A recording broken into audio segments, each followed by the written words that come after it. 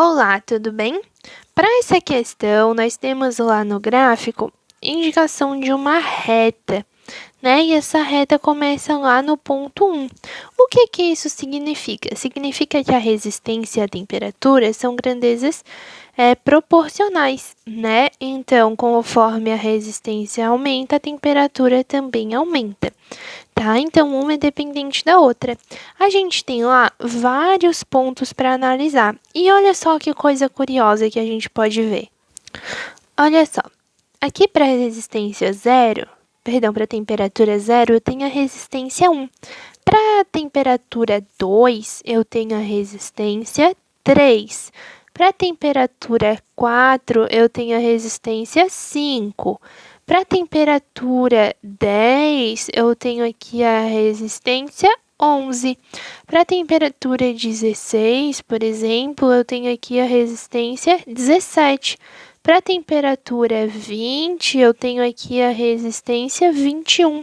Veja que o valor da resistência é sempre 1 a mais do que o valor da temperatura, porque conforme a temperatura varia 1, a resistência varia 1. A temperatura muda 1, a resistência muda 1.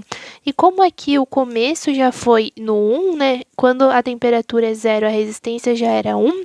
Então, o valor da resistência é sempre 1 a mais do que o valor da temperatura. Se a gente quer a resistência para 50 graus, a resistência para 50 graus, então é só a gente acrescentar 1 e teremos uma resistência de 51 ohm, tá bem? Então é só você fazer aqui relação temperatura-resistência e essa curiosidade aí do gráfico você já poderia identificar. Por exemplo, aqui ó, resistência 11, temperatura 10. Aqui, temperatura 12, resistência 13, e sempre 1 a mais. Então, com isso, a gente pode ver que variando de 1 em 1, quando a temperatura for 50, a resistência é 51. Essa daí seria a forma mais prática e rápida de a gente achar o valor dessa resistência.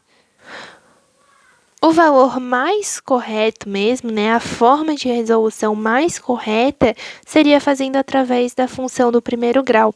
Quando a gente bate o olho no gráfico e vê que ele é uma reta, automaticamente nós já temos que lembrar que uma reta corresponde à equação do primeiro grau, ou seja, essa reta terá sim, né, uma equação que a define.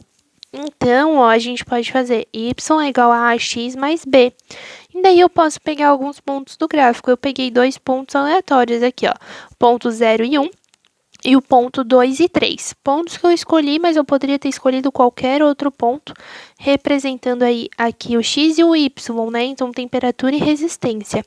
Aí é só eu vir aqui e substituir. No primeiro caso, é o y, né? Que é a resistência, é 1, é igual a vezes 0, que é a temperatura, mais B. A vezes 0 dá 0. Então, o 1 é igual ao B. Logo, assim, a gente já descobriu o valor de B. E assim, a gente vem aqui e substitui na outra fórmula. Y é igual a x mais B, com outro ponto. Agora, o y é 3 e o x é 2. 3 é igual a vezes 2 mais 1. Passa o 1 para cá subtraindo, 3 menos 1 fica 2. Passa o 2 dividindo, né, que estava multiplicando, passa dividindo. A é igual a 2 sobre 2, que é igual a 1. Então, assim, você descobre que o valor de A é 1 e o valor de B também é 1. Então, quando eu substituo, fica y é igual a 1 vezes x, que é igual a x, mais 1.